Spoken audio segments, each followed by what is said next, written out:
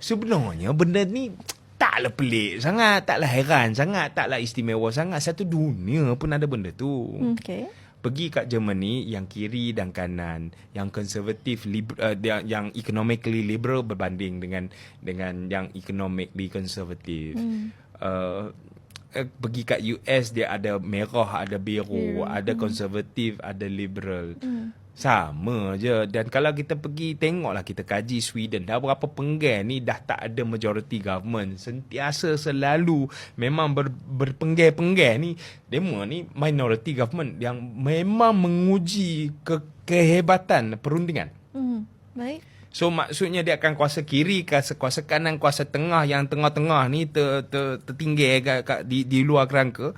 Yang kiri, kanan, tengah ni kena duduk runding jadi kerajaan perpaduan. Sebenarnya Malaysia ni, bagi saya lah, kami ni dia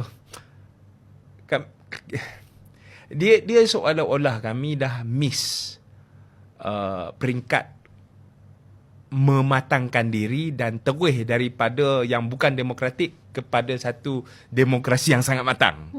So kita boleh pandanglah dia sebagai sesuatu yang mungkin kami belum cukup matang lagi untuk menerima pakai demokrasi matang. Tetapi saya rasa agak bertuah. Saya rasa agak bangga kerana rakyat kita ni hebat. Dia terus miss kepeningan yang kat tengah-tengah ni, dia terus menjadi demokrasi yang matang. Cuma kami di peringkat aktivis, kami di peringkat ahli parlimen atau penggerak politik utama, kami ni kena sesuaikan diri secara cepat lah. Sebab kami tak ada masa untuk nak belajar. Adapt, Untuk adapt, untuk sesuaikan diri.